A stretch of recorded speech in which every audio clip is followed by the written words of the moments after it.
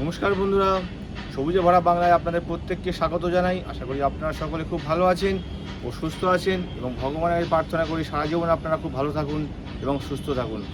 বন্ধুরা, আজকে আমি আমাদের ছাদ বাগানের শীতকালীন বলুন বা গ্রীষ্মকালীন বলুন, সারা বছরই আমরা এই ফুলটাকে আমরা আমাদের ছাদ বাগানে রাখতে পারি। সেই এমন একটি মিষ্টি মধুর ফুল গাছ নিয়ে আজকে আপনাদের সঙ্গে আলোচনা করব।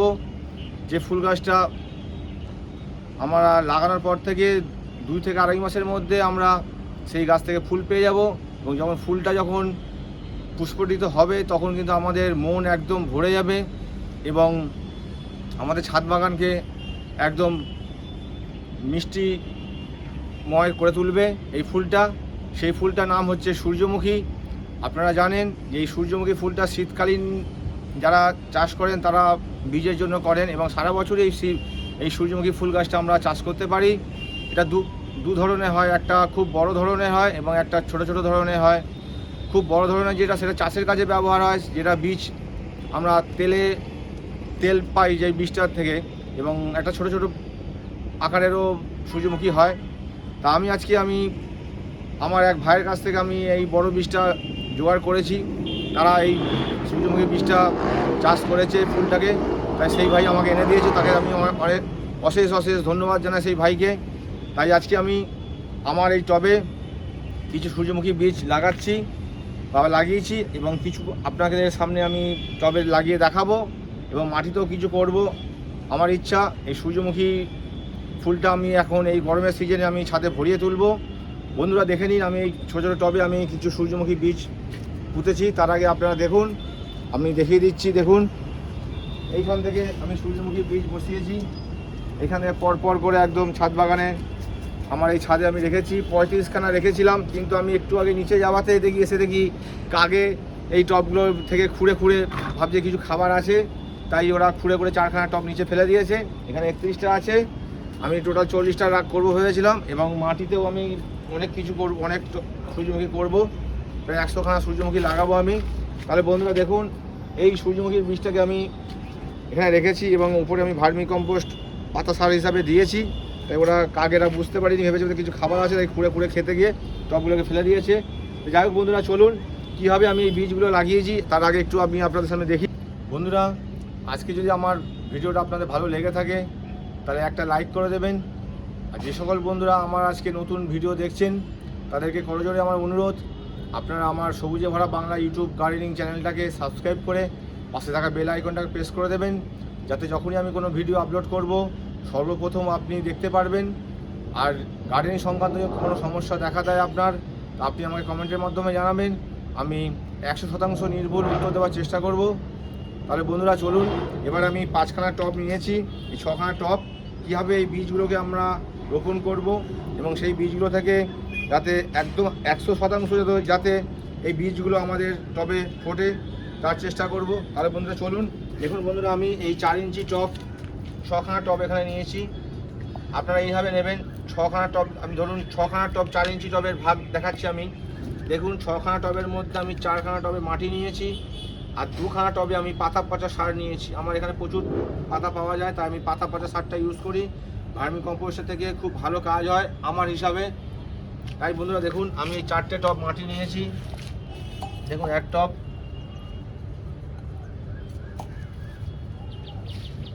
এই 2 টব, 3 টব, এবার এই 4 টব। বন্ধুরা, এই 4 টব মাটি নিয়েছি। এঁটেল মাটি এর উপযুক্ত মাটি, আপনারা বেলে মাটি পেলেও কোনো অসুবিধা নেই সূর্যমুখীর জন্য। আর 2 টব নিয়েছি আমি পাতা পচা সার। দেখুন বন্ধুরা, আমি এর মধ্যে মিশ্রণ করে দিচ্ছি। এই 2টো টব আমি পাতা পচা সার নিলাম, নিয়ে ভালো করে মাটিটাকে আমি মিশিয়ে নিচ্ছি। এই পাতা পচা সারটা দিলে বন্ধুরা খুব ভালো এই বীজগুলো জার্মিনেট হবে, 100% নির্ভুলভাবে হবে। আমি কথা দিচ্ছি, আপনারা এইভাবে করবেন, দেখবেন প্রতি কটা বীজই সুন্দর করে বেরিয়ে যাবে।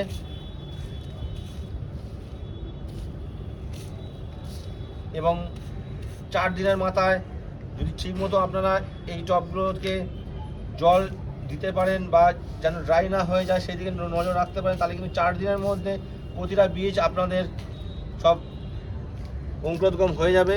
বন্ধুরা, এই আমি 6খানা টবের মিশ্রণ দেখিয়ে দিলাম।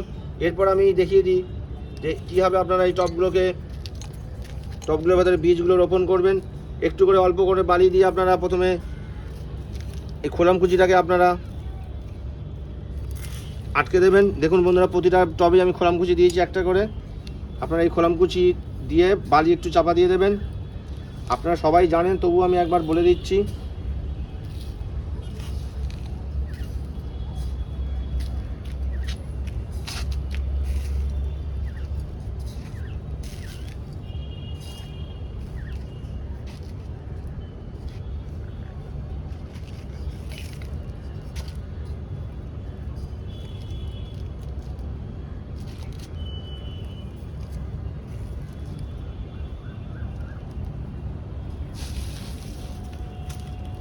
বন্ধুরা, আমি এখানে 6খানা টবের মাপ নিলাম, 6খানা টবের মাটিও দিয়ে দিচ্ছি। দেখুন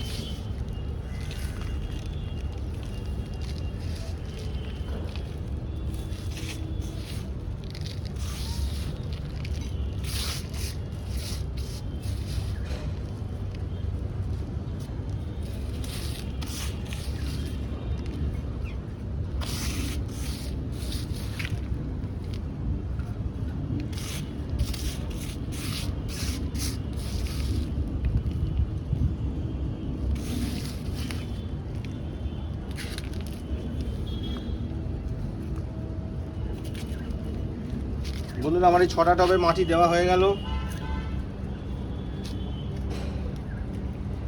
এরপর আমি দেখুন বন্ধুরা, বীজগুলো আপনারা যখন ভাববেন বসাবেন তার অন্তত ঘন্টাখানেক বা 2 ঘন্টা আগে আপনার বীজগুলোকে একটু জলের মধ্যে ভিজিয়ে রাখবেন, তাহলে অঙ্কুরোদ্গম হতে খুব সুবিধা হবে। তাই আমি ভিজিয়ে রেখে দিয়েছিলাম। দেখুন, বীজগুলো আপনাদের কোনো মুখ করে বসানোর দরকার নেই, আপনারা প্লেন এর মধ্যে দিয়ে দেবেন বীজগুলোকে। তা না হলে আপনারা যদি ভুলভাবে বসান বা এইভাবে করে বসান, হয়তো ভুলে গেলেন, তখন কিন্তু বীজগুলো অঙ্কুরোদ্গম হবে না। তাই বন্ধুরা, আমার প্রথম দিকে হতো, এখন অসুবিধা হয় না। তাই আমি এইভাবে বসিয়ে দিই। এইভাবে বসিয়ে দেবেন আপনারা সুন্দর করে প্রতিটা বীজকে, তবে মাঝ বরাবর আপনারা দিয়ে দেবেন।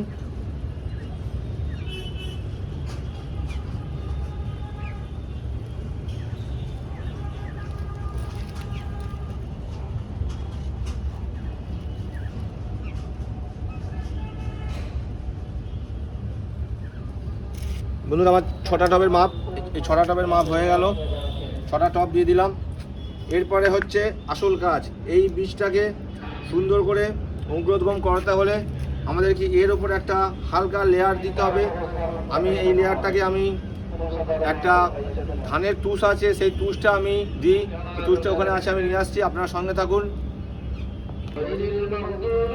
বন্ধুরা, এবার আমি এই যে ধানের তুষ আছে, দেখুন এটা একটু ভিজে আছে, কালকে বৃষ্টি হওয়াতে এই তুষটা ভিজে গেছে। ধানের তুষটা এতটাই হালকা, আমাদের এই বীজটাকে অঙ্কুরোদ্গম হতে খুব সাহায্য করবে।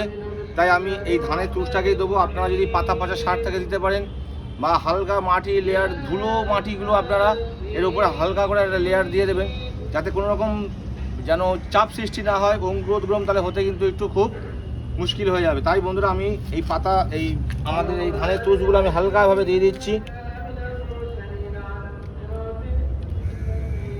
এবং এইটা দিলে মাটিটাকেও খুব সুন্দরভাবে এরা ভিজে রেখে দেবে, মাটিটাকে শুকোতে দেবে না, এবং অঙ্কুরোদ্গম হতে খুব সাহায্য করবে। তাই বন্ধুরা, আমি এই প্রতিবারেই যখনই আমি এই সূর্যমুখীর বীজ ফেলি, তখনই আমি কিন্তু এই ধানের তুষ ব্যবহার করি। আপনারা পাতা পচা সার বা ভার্মি কম্পোস্ট বা হালকা মাটি লেয়ার দেবেন।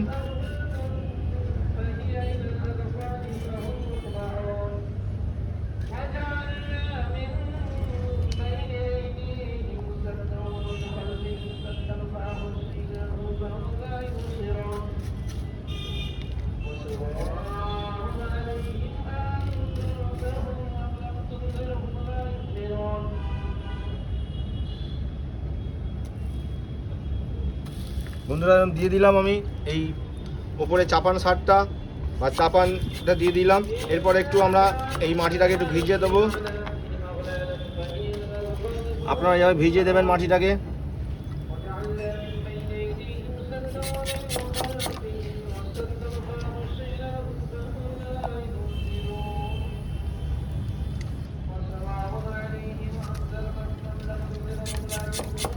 মাটিটাকে ভিজিয়ে দিয়ে আপনারা ছামাযুক্ত জায়গায় রাখবেন, যেখানে রোদ লাগবে না এমন জায়গায় রাখবেন, যাতে রোদের তেজের মাটির মধ্যে না পড়ে। আর আপনারা যেই দেখবেন এটা হালকা হালকা শুকিয়ে যাচ্ছে, তখন আবার আপনারা একবার করে জল দিয়ে দেবেন। আপনারা বুঝে দেবেন এখন কিন্তু বৃষ্টি হচ্ছে, তাই বন্ধুরা যেন মাটি খুব কাদা কাদা না হয়ে যায় বা খুব শুকনো না হয়, এদিকে আপনাদের খেয়াল রাখতে হবে। তাহলে বন্ধুরা আপনারা এইভাবে সূর্যমুখীর বীজ বসান, দেখবেন খুব সুন্দর ভালো লাগবে। আপনাদের ছাদকে আলো করে রাখবে। এই সূর্যমুখী যখন ফুটবে খুব সুন্দর লাগবে দেখবেন। টিয়া পাখি, আপনাদের চন্দনা পাখিরাও দেখবেন যেই যে দেখবে ফুল ফুটেছে না, আপনাদের ছাদে এসে তারা যাতায়াত শুরু করে দেবে এই বীজ খাওয়ার জন্য। খুব তখন মনটা ভরে যাবে। তাই বন্ধুরা আপনারা এই বীজ সংগ্রহ করুন। আপনারা চারাও নিয়ে আসতে পারেন। যদি বীজ সংগ্রহ করতে না পারেন তাহলে নিকটবর্তী কোনো গাছের দোকান থেকে আপনারা বলবেন বড় জাতের সূর্যমুখী, সেই সূর্যমুখী নিয়ে আসবেন। এরপরে আমি পরপর এর পরিচর্যা দিতে থাকবো, আপনারা সঙ্গে থাকুন। বন্ধুরা আপনারা গত বছরও আমাকে এই সূর্যমুখী গাছের পরিচর্যা দেখে আপনাদের দু হাত ভরে আপনার মাথার উপর আশীর্বাদে হাত রেখেছিলেন। তাই এবারও তাই আশা রাখবো। আপনারা সবাই ভালো থাকুন, সুস্থ থাকুন। আজকে মতো বিদায় নিচ্ছি। এই বলে আপনারা সবাই প্রচুর গাছ করুন এবং আপনার ছাদ বাগান ভরিয়ে রাখুন এবং সবাইকে গাছ করতে সাহায্য করুন। পরে ভিডিও আবার দেখা হচ্ছে। সবাই ভালো থাকুন। নমস্কার বন্ধুরা।